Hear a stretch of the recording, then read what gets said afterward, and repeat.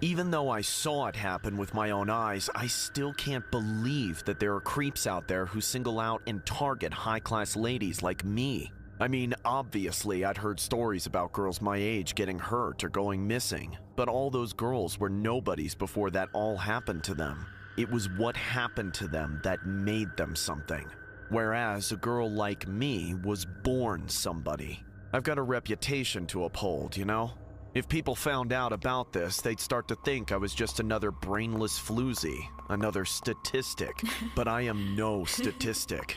You do not get to know who I am, but you get to know what I am. I'm a daughter of affluence, and don't forget it. My daddy owns a multinational corporation, and my mom's a doctor. Big brainiacs, both of them. And they use their smarts to make sure I'd be able to continue in their footsteps. And I'm working on that now. I'm going to school so I can become the next richest woman on the planet and make my parents proud. But a few years ago, back in like 2018, I was a little more carefree. I had a lot of freedom, and I still do, mind you, but back then I was taking full advantage of my privileges. My parents basically let me do whatever I wanted with the allowance they gave me, and you can bet that it was no pittance. My friend and I, for the sake of keeping her real name out of this fiasco, will call her Kayla. We both loved basketball. Well, more accurately, we loved the basketball players. The Toyota Center in our home city of Houston was gearing up for the playoffs, and we'd nabbed courtside seats for the home game, which meant we'd be getting all the eyefuls of the NBA stars that we could ever want. We were getting hammered before the game even started. People call it pre-gaming, but that's where the fun really starts. At least that's what we thought. Because when we got out of the Uber, made our way through the crowd of the stadium, and sat down, we realized that our seats were more than just courtside. They were about as close to the benches of the Houston Rockets as the general populace could get.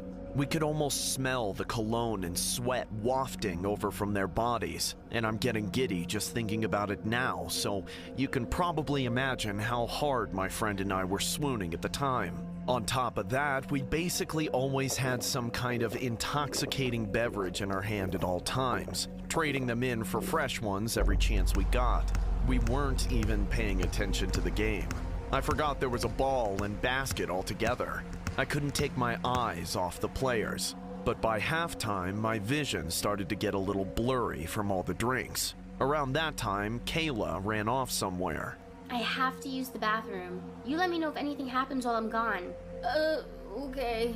I'm just gonna chill here for a little while. Admittedly, I'd gone a little too hard with the drinking that night, and in that moment, it was catching up to me. I couldn't really see any of what was going on, and all the noise in the stadium just sounded like a bunch of bubbles underwater, totally indecipherable. I had no idea if the game had even started back up yet, or if it was already completely over. Even though I did have to pee, and I probably could have been well served by some sickness in the bathroom, I decided the best thing for me to do was stay in my seat and wait for Kayla to come back. And of course, while I waited, I continued to drink. But before Kayla returned from the bathrooms, which were way up the steps of the stadium, a man came up to me.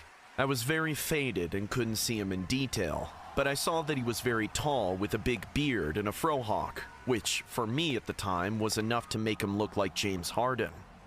Hey, are you James Harden? His voice was so deep and silky. I shivered when he spoke. Of course I am.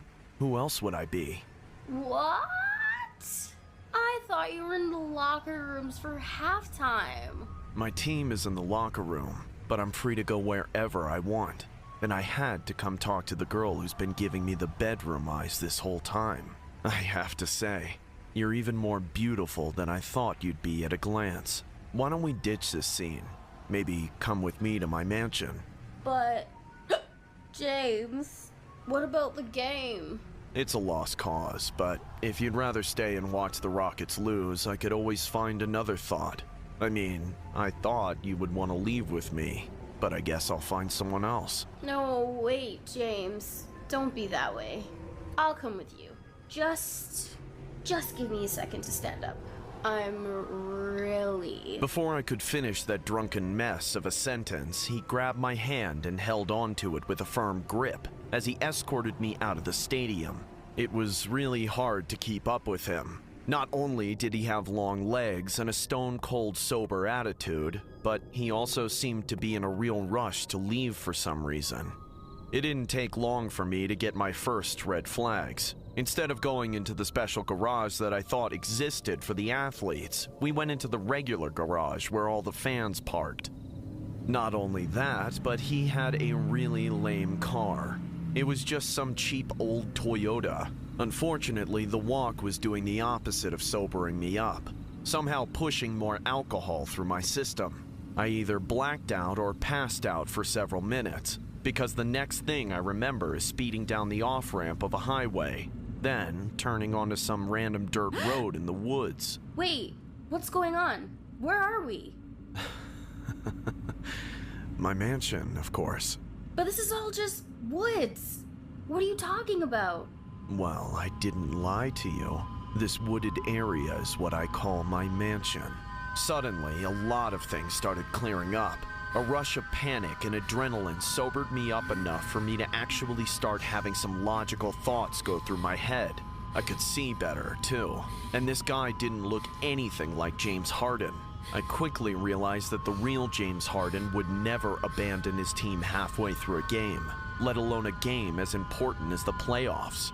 I began to feel sick, both the hangover and the realization all dawning on me at once. I'd been duped by some rotten imposter, and only God knew where he was taking me. That's when I felt my phone buzz. I pulled it out of my purse and saw that Kayla had been texting me. Where are you, girl? Where'd you go? Hello? James Harden just threw a free throw and you missed it. The game's almost over. Don't make me go home alone.